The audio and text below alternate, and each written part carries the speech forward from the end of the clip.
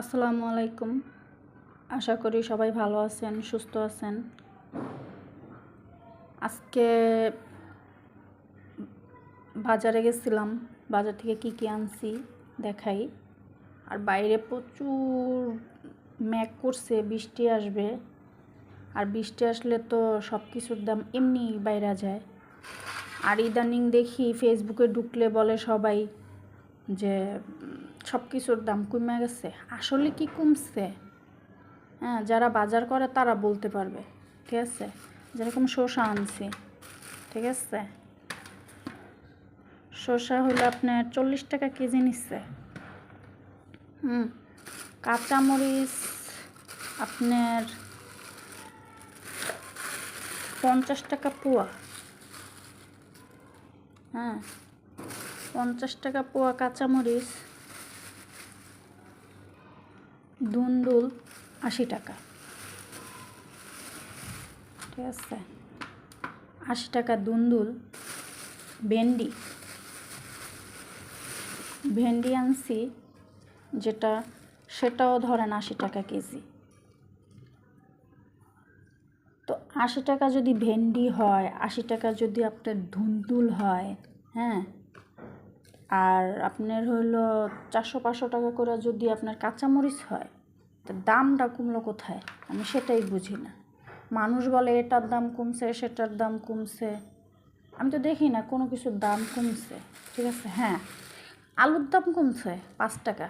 আগে আসলো 60 টাকা, এখন হলো আপনার 55 টাকা। হ্যাঁ, মুরগির দাম কিছুটা কমছে, এখন আবার বাইরে যেতেছে। আর আপনার গরুর মাংস হইল আপনার 780 টাকা। হ্যাঁ, তাইলে আপনি চিন্তা করেন কিসের দাম কমলো। মানুষ বললে সব কিছুর দাম কমে গেছে, আমি তো দেখি কিছুর দামই কমে না। 2-4-5 টাকা হয়তো কিছু কিছু জিনিসে কমছে, এটাকে কোনো কমা বলে না।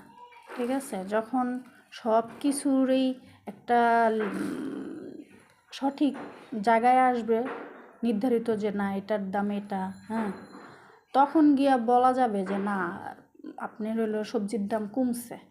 তো আজকের এই বাজারটা আনলাম, আজকে দুপুরে রান্না করব ধুন্দুল দিয়া, মাছ দিয়া, ভেন্ডি। আর আমার মেয়ের শসা পছন্দ, ও শুধু শসা এমনিতেই কাইটা খায় যখন ওর কোনো কাজ না থাকে, টিভি দেখতে ভালো না লাগে, তখন বসে বসে শসা খায়। তো এই জন্য ওর জন্য শসা আনলাম। আর কাঁচামরিচ তো কিনতে গেলেই আপনার শরীরে জ্বর আসে কাঁচামরিচের দাম শুনলে। কাঁচামরিচের কথা না হয় নাই বললাম, সেটা তো আমাদের মতো মধ্যবিত্ত মানুষের জন্য সাধ্যের বাইরে। তারপরও মাঝে মাঝে একটু আনতে হয়, কারণ ভাজি টাজি করলে কাঁচামরিচটা না দিলে হয় কি, ভাজিটা ভালো লাগে না, কীরকম জানি মনে হয় যে কি একটা জানি না দিচ্ছি। ঠিক আছে, এই জন্য যতই দাম হোক একটু কাঁচামরিচ আনতে হয়। কি করব, আমরা তো অসহায়।